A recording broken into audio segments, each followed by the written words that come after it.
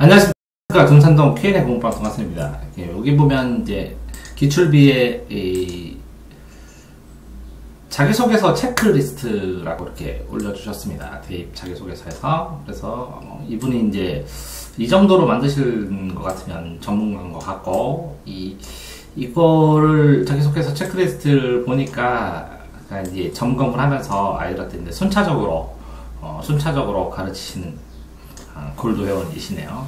보시면 이거를 보고 동영상을 여기다가 이 답글로 이 글에다가 여기 게시번호가 1616765 그렇죠? 1616765 이렇게 슬래시 치시면 여기 보면 이 카페 뭐 아무데나 이런 데 주소 복사해가지고 주소창에 주소를 복사를 누르셔가지고 주소창에다 누르고 거기다 슬래시하고 이 번호를 치시면 1616765를 치시면 이 파일을 이제 다운받으실 수 있습니다.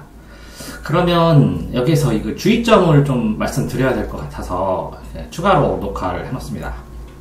자, 1번 보면 고등학교 재학기간인데 이제 질문을 그렇게 하십니다. 이게 중학교 때 거는 써도 특별한 의미는 없지만 연속돼서 뭐 6년 7년을 했다 뭐 이런 거는 가끔가다 써도 되는 경우도 있습니다. 때로는 이제 학업에 기울인 노력, 그러면 노력이 하고 경험하고 배우고 배운 점하고 느낀 점, 그렇죠? 그럼 단어가 노력, 그다음 경험, 그다음에 배운 점, 느낀 점. 이렇게 네 가지 항목을 따로따로 구분해서 쓰는 것도 나쁘지 않습니다. 그래서 여기서 보면 배운 점, 느낀 점 이렇게 나눴죠. 배운 점, 느낀 점 나눴죠. 근데 이 중심을 노력과 경험일 때 경험은 이제 사례로 쓰셨죠. 사례. 근데 이 노력이 이게 이제 자기가 다른 사람과 구별할 수 있는, 차별할 수 있는, 다른 사람과 구별할 수 있는 것이어야 합니다. 그러니까 이걸 쓸 때 주의하시는 것이 보면, 자, 가장 좋아하는 과목은, 가장 잘하는 과목은 이 지원하는 학과에 필요한 요소이면 더 좋겠죠. 학과에 필요한 요소. 자, 관심 분야도 되게 관심을 둔 분야, 관심을 줬기 때문에 이거를 잘하게 되면 못하더라도 이거 대응하면, 그렇죠? 네, 이렇게 가장 좋아하는 과목인데 이렇게 좋아하거나 좋아하는 과목 잘하는, 그러니까 못하는 과목도 된다는 거죠. 못하는 과목인데 도전하고 노력하면 되니까. 그 다음에 가장 좋아하는 과목, 뭐 싫어하는 과목이 좋아할 수도 있겠죠. 싫어할 수 있는. 이제 관심 분야도 이제 학과와 관련되는 건 좋겠죠. 근데 나면의 특별한 공부법입니다. 그러니까 이게 조심하셔야 돼요. 일반적인 공부법을 설명을 해놔봐야 아무 의미가 없습니다. 그러니까 내가 왜 이 공부법을 쓰게 됐고 이게 나에게 특별한 의미가 있다라는 걸 설명을 해야 되고, 그 다음에 이제 수업 시간에도 특별히 의미 있는 활동이나 이게 심화된 공부나 질문이나 이런 거, 그러니까 뭐 보통 이렇게 질문이나 수업 시간의 활동이나 이런 것들이 세부특기사항으로 연결돼서 쓰이기도 하죠. 세부특기사항. 그래서 세부특기사항에 써져 있는 건데 더 자세하게 에피소드를 써서 이렇게 써도 되고, 세부특기사항에는 기록이 안 돼 있는데 자신이 생각하기에는 의미 있다는 걸 쓰면 됩니다. 근데 이제 자기소개서에서 가장 중요한 거는요, 이렇게 손가락으로 이렇게 방향을 가르쳐요. A 방향. 이렇게 이쪽 보라고 그러면 손가락은 안 보고 여기를 보잖아요. 그러니까 이 손가락, 이게 뭉쳐있는, 이렇게 하나, 둘, 셋, 넷, 이렇게 뭉쳐있는데, 요렇게 보잖아요. 그러니까 이렇게 감춰져 있는, 평면적으로 5개를 다 쓰기는 게 아니라, 이렇게, 이쪽을 가르치는 요 손가락 하나의 특징을 잡아서 포커스를 가지고 써주는 게 중요한 것 같습니다. 자, 방과 후 활동에서 수업에서도 심화 수업을 하니까 그 심화 수업에 관련된 것을 쓰는 것이고요. 그 다음에 이제 교과 관련 수상, 이제 과목, 수학, 경시대회 이런 거는 못 씁니다. 못 쓰는데 이 관련된 수학을 쓸 때 주의해서 써야겠죠. 자, 그런데 이제 전체적으로 이런 내용을 쓰더라도 지금 이분이 정리하신 것처럼 이 사례, 이건 자신의 사례를 써야 되고요. 자신의 독특한. 그 다음에 그거에서 배운 점이라고 한 거하고 느낀 점하고의 차이는 뭐냐면, 이 사례에서 보통 어떤 A 사례가 있었을 때 이런 거를 남에 의해서 베꼈으면 이거는 남에게 배웠으면 이거는 자신이 그걸 가지고 배운 점도 되는데 깨달으면서 행동으로 적용한 점. 행동으로. 그러니까 쓸 때 제 생각에는 적어도 이게 사실이면, 이건 객관적 사실이면 만약에 이게 주관적으로 배운 생각이라면 그 주관적 생각의 변화를 구체적인 객관적인 사실로 어떻게 진행시켰는지의 흐름으로 써줘야 이 객관적인 사실과 주관적인 생각들이 이렇게 쭈루룩 연결지어서 좋을 듯해 보입니다. 자, 이렇게 쓰는데 첫 번째로 이 항목 1번 항목에서 가장 쉽게 범하는 실수가 아주 중요한 걸 써야 된다고 생각을 하는데, 그 중요하지 않고 사소하고 나랑의 관련성, 중요한 것보다는 나와의 관련성이 더 중요하다. 나와의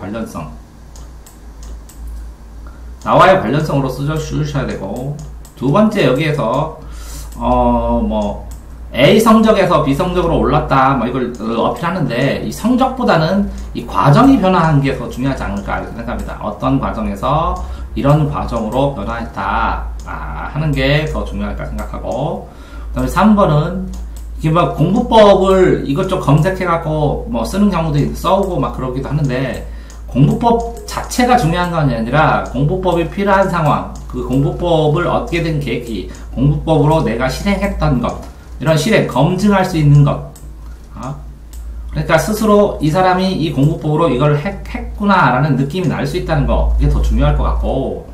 그 다음에 4번에서 보면, 이렇게 생활기록부를 전부 다 이렇게 정리해가지고 쓰는데, 그러면서 내 노력의 방향성.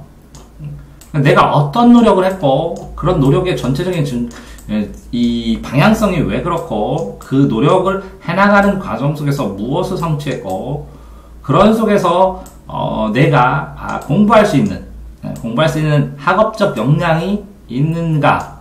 그러면 이거 전체가 학업적 역량이 형성돼갖고 성숙되었다거나 아니면 발전하고 있다라는 느낌 자체는 이제 잊지 말고 쓰셔야 되는 것 같습니다. 자, 그 다음에 보시면, 자, 2번 문제에서 지워야겠네요. 2번 문제를 보시면, 이거 이제 보통 3개를 쓰라고 그러니까, 고등학교 재학 기간입니다. 명확하게. 본인이 의미를 둔 것인지, 남들이 보기 아니라 내가 의미를 둔 것이다. 라는 것이고, 그 다음에 이것도 배우고 느낀 점입니다. 3개를 쓰죠. 그래서 테마를 이렇게 3개로 테마를 나누는데, 이 3개의 테마가 연결돼서 상호 시너지 효과가 당연히 나야겠죠. 연결. 그러니까 공연이 학습, 이거는 이제 학습이고, 이건 공부와 관련된 거라면, 이거는 공부, 이건 내 공부, 개인의 공부라면, 이건 사회적 공부라고 할 수 있습니다. 2번. 사람들과의 관계와 활동과 여러 가지들, 아니면 더 심오한 것들. 이렇게 보면, 이건 이제 사회적 공부, 개인 공부도 있죠. 봉사활동 개인이 하고 사회가 하고, 이것도 교과활동도 개인이 하고 사회가 하고, 임원활동도 개인이 하고 사회가 하고, 개인과 사회가 겹치면 여기서는 이제 사회적인 활동. 자, 그러면 여기는 1번은 개인, 2번은 개인과 사회가 합쳐졌고, 3번은 사회적인 거, 요거는 학문. 그리고 1번 문제가 과거, 고등학교 시절이라면 요것도 과거죠. 과거. 그러면 요거는 동아리 활동. 이거 다 과거네요. 과거. 근데 이게 미래가 되고 여기가 현재가 되면 됩니다. 그러면 요 3개, 이거 과거에, 그럼 이 차이는 뭐냐? 이거는 순간의 모습이고 미세한 모습이고 1번은 2번은 이게 확장된 큰 모습이고 거시의 문시고 사회적인 관계고.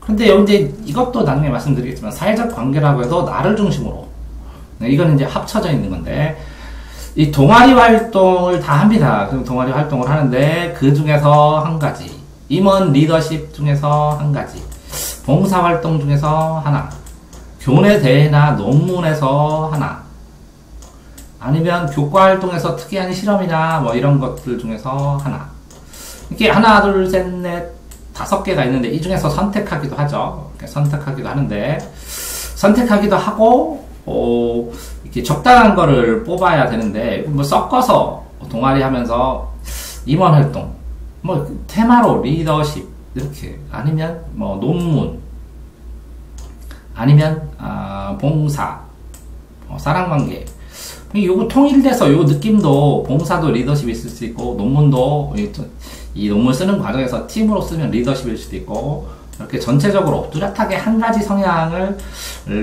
일관되게 강조하는 것도 나빠 보이지 않습니다. 자, 이렇게 쓸 때 가장 아이들이 실수 많이 하는 것은 이 동아리 활동을 해서 동아리 자체 소개를 그렇게 많이 해요. 동아리 활동, 동아리 소개가 중요한 것이 아닙니다. 동아리 안에서 내가 뭘 했는지가 중요한 것이고, 자, 임원 활동을 해서 이 임원 활동이 왜 발생되는지 배경 설명하는데 너무 많이 쓰면 안 되고, 내 역할을 초점으로 해서 그 내 역할을 쓰는 이유도 생각을 해봐야겠죠. 그러니까 이 내 역할과 이 내 역할과 그쵸? 그 다음에 이 내 역할 준비 과정에서요. 교내 활동 중에서 봉사 활동에서의 내 역할을 연결지면 내 모습 내 역할을 통해서 내가 주로 어떤 거를 염두에 두는 사람인지 라는 거를 말해주는 거죠. 위에는 학습 역량이면 이거는 내가 가고자 하는 방향을 뚜렷하게 밝히는 거죠. 나는 이렇게 살겠다. 나는 이런 특성이 있고 이렇게 살았다. 나는 이런 방향으로 가고자 한다. 그런 방향이 나중에 이제 지원 동기랑 연결이 되겠죠. 지원 동기. 이런 역할에 대해서 찾다 보니까 이 대학이 딱 걸리더라. 그 대학에 이 전공을 선택을 해서 하게 되니까 내가 가고자 하는 요 목표, 내 삶의 목표는 직업, 이런 직업에서 이 대학이 여기에 있더라. 관통되는 상황에서. 라는 걸 써주는 거죠. 자, 그러니까 어쨌든 여기 상황에서 3개를 선택하는데 어떤 분은 그래요. 이제 2개로 쓰면 안 되냐고. 2개로 써도 되죠. 하나로 써도 되고. 그러니까 3개 이내니까 자기가 써나가는데 이거를 이렇게 따로따로 동아리, 임원, 봉사활동 좀 이렇게 안 쓰고 테마로 리더십 해갖고 하나 쓰고 아니면 여기에다가 책임감 해가지고 쓰고 뭐 이렇게 해도 상관없을 법한데 이거는 1, 2년 지나면 또 이렇게 도전하는 사람들도 나오지 않을까 이렇게 생각을 합니다. 자, 어쨌든 가장 많이 실수하는 게 동아리 쓰고 임원들 전체 활동 쓰고 봉사활동 전체 과정 쓰고 이렇게 되는 겁니다. 그게 아니라 포커스로 내 활동을 써주셔야 됩니다. 자, 3번 같은 경우에는 여기 보면 배려, 여기 보면 쓰는 게 배려 하나, 나눔, 협력, 갈등 관례입니다. 그죠? 배려, 협력, 나눔, 갈등 관리. 실제적으로 이 4개가 다 들어가는 행동이 있을 수도 있는데 뭐 특별히 이렇게 4개가 다 안 들어가는 그 활동을 하더라도 상관은 없습니다. 이 과정 속에서 이게 만약에 이제 1, 2번 같은 경우에는 있는 사실에 기반을 해서 1번과 문제, 1번 문제나 2번 문제는 있는 사실에 기반을 해서 써줘야 되니까 어떻게 보면 자기를 설명하는 아니면 논술적으로 주장을 하는 거죠. 근거를 대고 논술일 거예요. 근거를 주는 그러니까 설명적 논술이죠. 자기에 대한 근거를 대주는. 근데 이거는 3번 문제 같은 경우에는 유일하게 이렇게 에피소드 하나를 잡아서 키워드로 재미있게 에피소드로 자소설처럼 써도 무방한 곳입니다.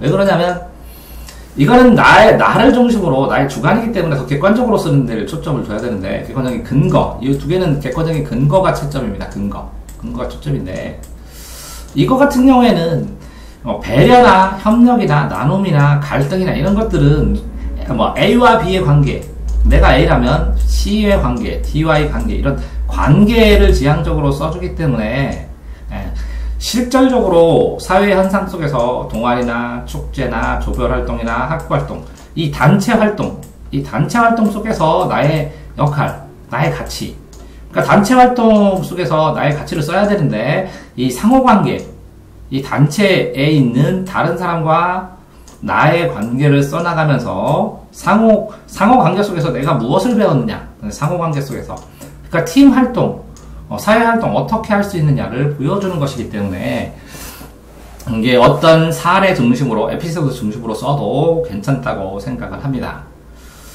자, 다음에 4번을 보시면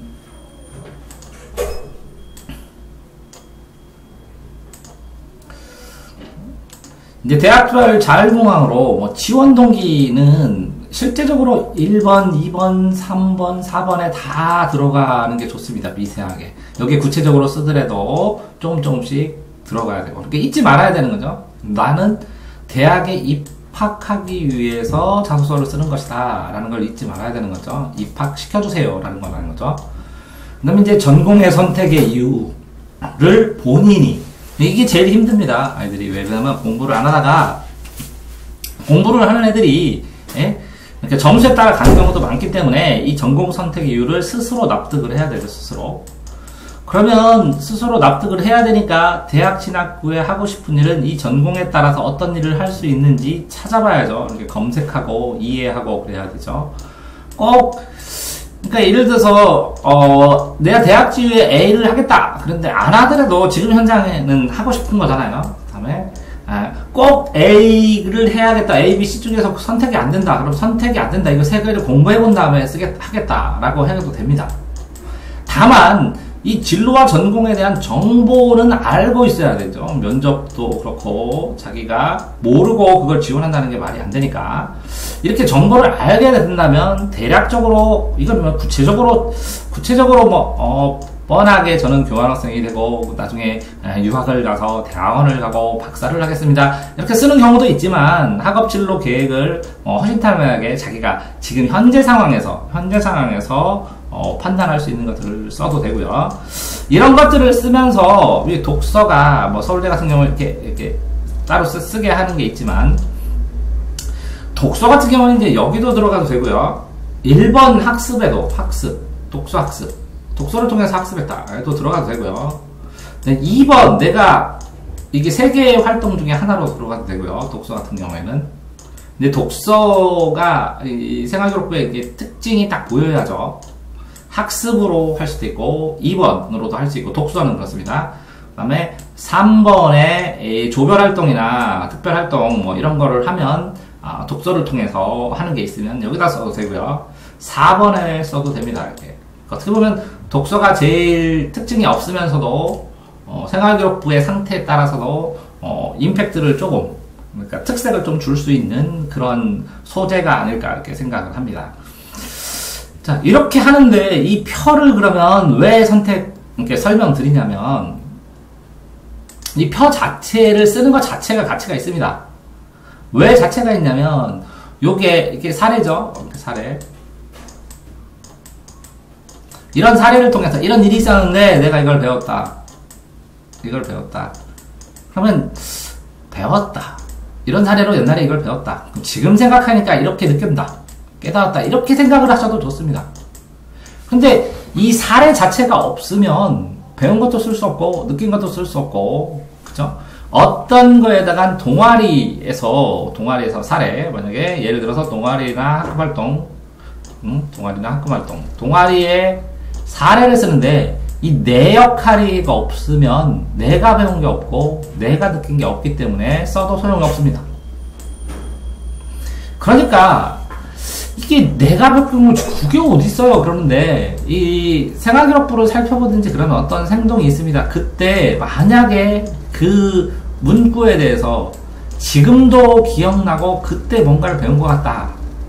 왜 그러냐면 이때 배운 걸 다 기록해 놓지는 않잖아요. 내가 이런 행동에서 지금 생각하니까 이걸 배운 것 같다. 이렇게 생각해도 됩니다. 내가 이런 행동에서 이걸 배워서 이걸 느껴서 내가 그래도 발전한 것 같다. 이렇게 추리를 해도 상관없습니다. 그래서 전부 다 이걸 다 맨날 일기식으로 기록해놓고 그런 사람은 없잖아요. 그러니까 본인이 생각하는 대로 이렇게 써서 해주면 되는 것입니다. 또 이제 질문을 하시더라고요. 이렇게 전공 선택 이유에서 생기부에는 A라고 계속 썼는데 B라고 하면 안 되냐? 왜 안 되겠습니다. 계속 의사 하려다가 딱 무슨 일, 내 가수 재능 발전해서 나 가수 하겠다. 그럼 가수 하는 거 아니에요? 이거를 이렇게 요거를 했다가 이걸 안 하고 이걸 하는 이유를 설득할 수 있으면 어떤 걸 썼든 상관없습니다. 다만 이렇게 삐들삐들 이 전공을 왔다 갔다 하는 것보다는 이런 게 더 바람직해 보이죠. 이때 확 꺾어주는 게. 자, 이렇게 써주는데 생활기록부에서 이 체크리스트의 가치는 나중에 보시면 이렇게 한 문장을 이렇게 쓰거든요. 한 단락을 한 문장 쓰면 이 사례가 여기 안에 안 들어가면, 사례들이 안 들어가면, 아니면 이 두 가지 문장에 사로로 시작하는 것도 좋거든요. 되게 사례로 시작을 하던, 사례로 시작하고 이 사례를 설명을 해주고, 이 설명의 이유로 이거를 했던 이유를 설명해주고, 이 사례를 선택한 이유를 써도 되고요. 이 이유로 설명을 해줘도 되고요. 그래서 느낀 점, 배운 점을 쓴 다음에 그거를 가지고 어떤 사례로 또 적용시켰는지 쓰고, 그래서 내가 어떻게 변했는지 쓰고, 이런 식으로 이 사례가 기반이 되어서 써져야 하기 때문에 이 체크리스트의 첫 줄은 굉장히 중요합니다. 그 다음에 이게 배우고 느낀 점에서 이 사례가 이런 게 있었는데 이건 객관적 사실이잖아요. 뭘 했다. 이거를 A로 평가할 수도 있고 B로 평가할 수도 있잖아요. 그러면 이렇게 A로 평가했다. 그럼 자신만의 배운 점입니다. 그런데 그것들을 어떻게 실제적으로 이제 이걸 배웠다고 단순하게 끝나면 안 되고 이걸 통해서 뭘 변화시켰고 이 변화시켰고 변화의 효과가 뭐다. 이런 것까지 생각을 해보셔야 된다는 거죠. 자, 자기주도 학습 를 하게 시키고 아이들한테 기록을 시키는데 어쨌든 이 자소서의 질문 자체의 체크리스트가 굉장히 가치가 있으니까 이걸 써놓고 이게 좀 활용할 때 자기소개서가 아니더라도 자기 학습 누적 기록부라고 제가 항상 쓰라고 그러잖아요. 이렇게 일주일씩 이렇게 칸으로 해갖고 월, 화, 수, 목, 금, 토 해서 24칸씩 30분씩 해서 48칸으로 하든지 해서 여기다가 자기 학습을 기록을 하는데 이렇게 체크리스트 이 뒤에다가 이런 것들 요거를 보고 나중에 한 달에 한 번이라든가 아니면 적어도 6개월에 한 번 정도는 이 자기소개서 체크리스트를 기록해 놓으시기를 권합니다. 이렇게 권해 놓으면 이걸 가지고 이 체크리스트를 하고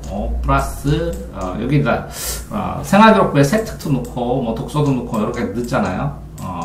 넣은 것들을 고안을 할 수도 있고 계산을 할 수도 있고 이걸 방향성을 잡을 수 있고 하니까 이렇게 체크리스트에 대해서 한 번쯤은 깊이 있게 바라보실 필요가 있는 것 같아요.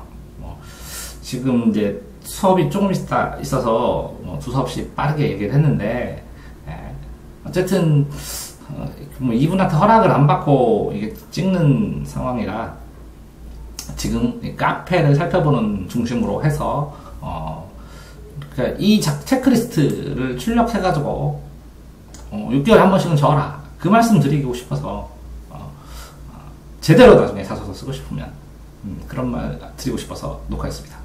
대전 준산동 Q&A 공부방 동화쌤입니다.